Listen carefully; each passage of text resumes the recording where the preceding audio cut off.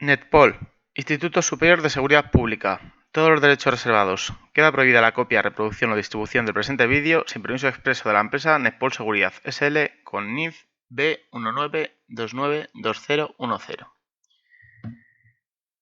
Curso de experto legal en el uso de la fuerza y las armas de fuego en intervenciones policiales. Legislación y jurisprudencia. Bueno, vamos a empezar a tratar este primer vídeo del curso, el tema de la normativa que acompaña en España y a nivel internacional el uso de la fuerza de las armas de fuego por parte de las fuerzas y cuerpos de seguridad. Tanto lo que dice la legislación, la ley, como lo que dice la jurisprudencia, los jueces, que complementan efectivamente la ley. Bueno, pues ¿qué es lo que dicen? Vamos a empezar por hablar de la Ley Orgánica 2/86 de Fuerzas y Cuerpos de Seguridad. ¿Por qué hablamos de esta ley? Porque los principios básicos de actuación que se recogen en el artículo 5 y siguientes, pues dice que en el ejercicio de las funciones los policías deben actuar con la decisión necesaria. ¿Vale? Con la decisión necesaria.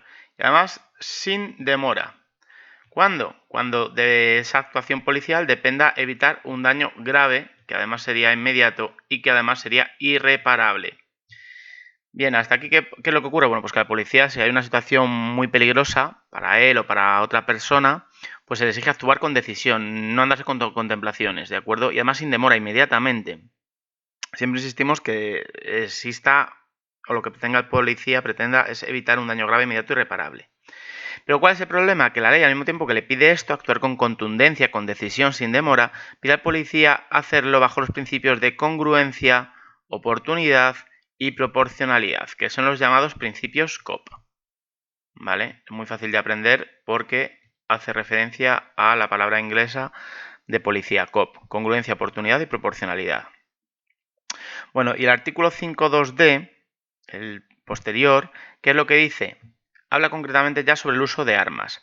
Dice que solamente deben hacer uso de sus armas cuando exista un riesgo racionalmente grave para la vida o incluso integridad física del policía o de terceras personas, sus compañeros, ciudadanos, etc. ¿De acuerdo? Solamente uso de armas cuando exista un riesgo racionalmente grave, es decir, tiene que ser de manera lógica y explicable grave, ¿vale? Para su vida, y no solo para su vida, sino para su integridad física. No tiene por qué estar en peligro a lo mejor la vida, a lo mejor no muere de la agresión, pero existe un riesgo grave, por ejemplo, de causar lesiones graves, ¿de acuerdo? Del policía o de terceras personas. Y también autoriza el uso de las armas de fuego a los policías en aquellas circunstancias que puedan suponer un grave riesgo para la seguridad ciudadana y de conformidad con los principios a los que se refiere el apartado anterior. Vuelve a hacer mención a los principios de COP, congruencia, oportunidad y proporcionalidad en el uso de los medios a su alcance. Entonces, dos situaciones amparan el uso de armas. Un riesgo racionalmente grave para la vida o integridad física del policía o de terceras personas o un grave riesgo para la seguridad ciudadana. Algo que es bastante más subjetivo. En estos casos se suele poner este típico ejemplo de un terrorista, por ejemplo, de ETA, que acaba de pegar un tiro en la nuca a una persona y sale corriendo pistola en mano. Bueno, pues aunque esté huyendo, va armado, acaba de matar a sangre fría a una persona en la cabeza, puede matar a otra, ¿de acuerdo? Entonces, en ese caso, por ejemplo, pues podría hacer uso de arma de fuego, porque es un grave riesgo para la seguridad ciudadana. Lo mismo cuando hay una persona, un terrorista islámico con explosivos. Pues evidentemente no hay que esperar, ¿de acuerdo? Se actúa, se hace uso del arma de fuego y no hay ningún tipo de problema, ni mucho menos. Bueno, vamos a tratar aquí hasta aquí la normativa. La verdad que es un poco ridículo, parece un poco ridículo, pero esto es todo lo que hay en materia de uso de arma de fuego a nivel legal. La única ley o ley orgánica en la que se regula esta materia, el único párrafo en el que se habla de ello, es este que hemos visto, ¿de acuerdo? En referencia a este otro, que son los principios COP, congruencia, oportunidad y proporcionalidad. Pero hay una instrucción de la Dirección de Seguridad del Estado, al cambio ahora sería actualmente el Ministerio del Interior, del año 1983 y que está en pleno vigor. A pesar de que, como vamos a ver, es muy desfasada y muy real. En el temario se explica mucho más en profundidad. Bueno, ¿qué es lo que dice esta instrucción para exigir o qué le va a exigir esta instrucción a los policías a la hora de hacer uso del arma de fuego? Bueno, lo primero que dice es que se produzca una agresión, ¿de acuerdo? Y que sea de tal intensidad y violencia que ponga en peligro la vida o la integridad corporal de las personas atacadas. ¿Vale? En este caso no dice grave, pero bueno, se tiene que entender que el peligro para la vida o integridad corporal grave, un peligro grave para la integridad corporal, no simplemente una pelea de un 1 contra 1 y aguantazo limpio y saco la pistola y le pego un tiro. En la pelea hay un peligro para la integridad corporal del policía, pero no grave como para hacer uso del arma de fuego. Bueno, lo segundo que pide es que la gente considere necesario el uso del arma para repeler o impedir la agresión, ¿vale? Es decir, es necesario, sin el arma no puedo superar la agresión, ¿de acuerdo? Eso es muy importante. Por lo tanto, además exige la norma que exista adecuación y proporcionalidad entre el medio empleado por el agresor y el utilizado por la defensa. Como veremos posteriormente, esto es un poco erróneo, ¿vale? Porque legalmente no se pide eso, no lo va a pedir el juez. Pero bueno, tenemos que tener claro que si sacamos la pistola es porque es necesario hacer uso de ella para repeler o impedir la agresión. Además dice que el uso del arma debe ir precedido de la identificación del policía, evidentemente. La persona a la que se exhibe el arma tiene que saber que está ante un policía. Y también tiene que ir precedido de combinaciones hacia el agresor para que cese su actitud. ¿Qué quiere decir esto? Pues que se le intimide verbalmente. Policía, alto, le voy a disparar, tírese al suelo, como no pongo su actitud, voy a hacer uso del arma, bla, bla, bla, bla. Bueno, ¿qué es lo que ocurre? La mayoría de las veces no vamos a poder hacer esto, ¿vale? No va a dar tiempo por la velocidad de la agresión o porque directamente en cuanto vean a la policía van a abrir fuego y no va a dar tiempo a estas combinaciones. Por eso dice la norma si las circunstancias concurrentes lo permiten. Si no permiten las circunstancias hacer combinaciones hacia el agresor para que cese su actitud, pues directamente se hace uso del arma de fuego y ya está, o de la fuerza. Dice que si la actitud persiste, se deben realizar disparos intimidatorios, es decir, si me da tiempo a combinar al agresor para que deponga su actitud y no lo hace, y el agresor todavía persiste en su actitud agresiva, se acerca hacia mí, por ejemplo, con un palo, con un bate de béisbol, con un cuchillo, con una barra de hierro, dice la norma que hay que hacer disparos intimidatorios. Y además dice al aire y al suelo. Esto es una grave negligencia, como veremos posteriormente, pero el tema es que esta instrucción está en vigor y hay que saber qué es lo que dice. Otra cosa es que se aplique. Esto, punto 4, bajo ningún punto de vista hay que aplicarlo. Los disparos intimidatorios al aire y al suelo, como veremos posteriormente, son muy peligrosos por rebotes o en ciudad, por el riesgo de la velocidad a la que puede caer la bala, ¿de acuerdo? Que puede pues, causar serios daños, cuando no la muerte, a determinadas personas. Y luego ya dice, en último punto, que si después de las combinaciones hacia el agresor y de los disparos intimidatorios, dice que no han dado resultado, ¿vale? Pues ya hay que disparar a partes no vitales del agresor. Ahí dice además partes no vitales. También dice que si no ha sido posible el empleo de las combinaciones ni de los disparos intimidatorios por la rapidez, violencia y riesgo de la agresión, también se dispara directamente a partes no vitales del agresor. Es decir, el punto 3 y el punto 4 me los puedo saltar. ¿De acuerdo? Estos me los puedo saltar siempre y cuando la velocidad de la agresión, la rapidez con la que ha ocurrido, etcétera, pues no me haya hecho posible intimidar al agresor ni hacer disparos intimidatorios. ¿De acuerdo? Y disparar a partes no vitales. Bueno, como vemos es una instrucción bastante realista, como veremos a lo largo de este curso. Y bueno, efectivamente pues es del año 1983. Y es una instrucción pues muy antigua que no ha sido actualizada y que desde luego no es realista en absoluto, y esta instrucción encima nos perjudica bastante, como veremos posteriormente. Pero hay que conocerla. Y ahora vamos a hablar de la instrucción más actualizada en materia del uso de la fuerza y las armas de fuego, principalmente desde el uso de la fuerza en la detención. Es la instrucción 12/2007 de la Secretaría de Estado de Seguridad. ¿Qué es lo que dice? Bueno, pues exige al policía mantener en todo momento de la intervención serenidad emocional y autocontrol, incluso dice en situaciones de riesgo, algo que veremos en el presente curso. Esto es imposible, pero lo pide, lo exige, ¿vale? Hay que conocer que nos lo pide. Una instrucción mucho más cercana al tiempo, 2007.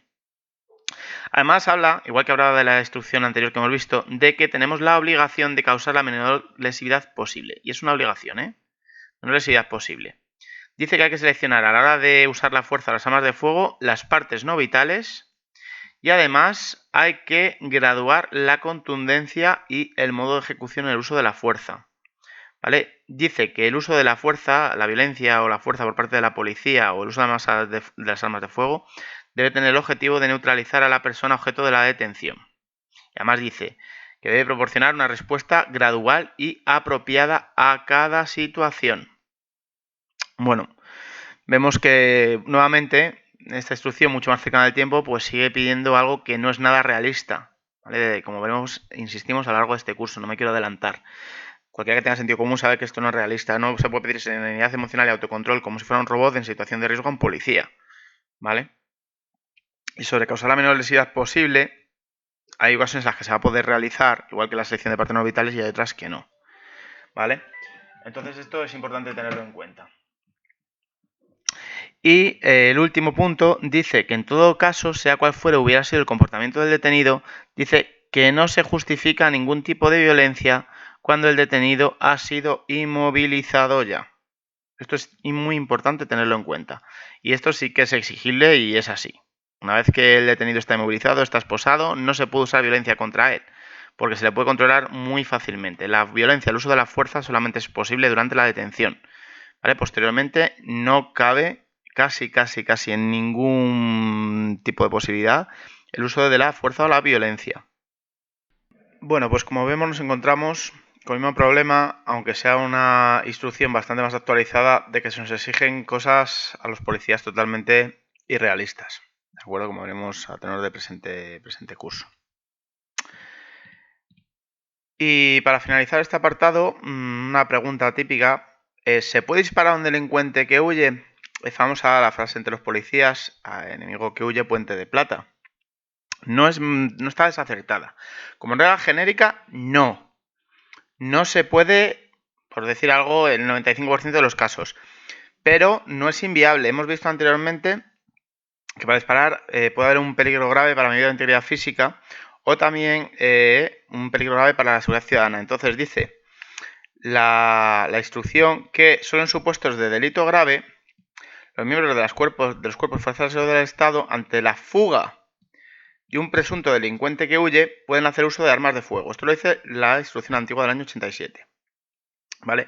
Pide que sea un delito grave el motivo por lo que se actúa. El motivo por el que se hace uso del arma de fuego. Además pide la certeza de que los disparos que vaya a efectuar el policía por el lugar en el que se realizan no puede lesionar a otras personas, lo cual es prácticamente imposible, sobre todo policía que actúa en zona urbana. De acuerdo, en zona rural todavía es posible más o menos cerciorarse eso, tener cierta certeza, pero nunca habrá absoluta, pero en ciudades es imposible esa certeza. Y dice que siempre que se entienda que la detención no puede lograrse de otro modo. Hoy en día con la cantidad de técnicas de investigación que existe, cámaras, huellas, ADN, es complicado que se den los requisitos de este párrafo para hacer uso del arma de fuego contra una persona que está huyendo. Y por último le pide a la agente de autoridad que le conste la extrema peligrosidad del que huye. Y habla por hallarse provisto de algún tipo de arma de fuego, de explosivos, de arma blanca susceptible de causar grave daño. Dice que teniendo en cuenta siempre el lema de causar la menor lesividad posible. ¿Vale? Y que, además lo dice la misma instrucción, que es preferible no detener a un delincuente que lesionar a un inocente. Quizás esta sea la única frase más o menos lógica que sale de la instrucción del año 87. Es preferible no detener a un delincuente que lesionar a un inocente, que el policía cause mayor perjuicio del que trata de evitar. ¿De acuerdo? Congruencia, oportunidad y proporcionalidad.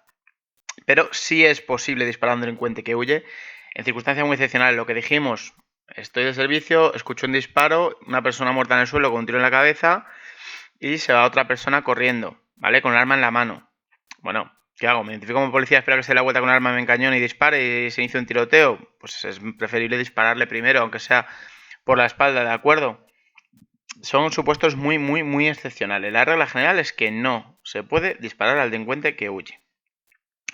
Y hasta aquí el vídeo sobre el tema de uso de la fuerza de las armas de fuego por parte de la policía respecto de la legislación y la jurisprudencia. Continuemos viendo más cosas a lo largo del presente título, pero este inicio, aunque es un poquito decepcionante porque vemos que la norma nos exige mucho a los policías, es lo que tiene que darle claro al alumno. Se nos piden cosas muy realistas, tanto en las leyes como en las instrucciones y circulares internas de todos los cuerpos de policía, ¿vale? No solo de fuerzas y cuerpos de seguridad del Estado. Más o menos todos se copian de lo mismo y vienen a decir lo mismo.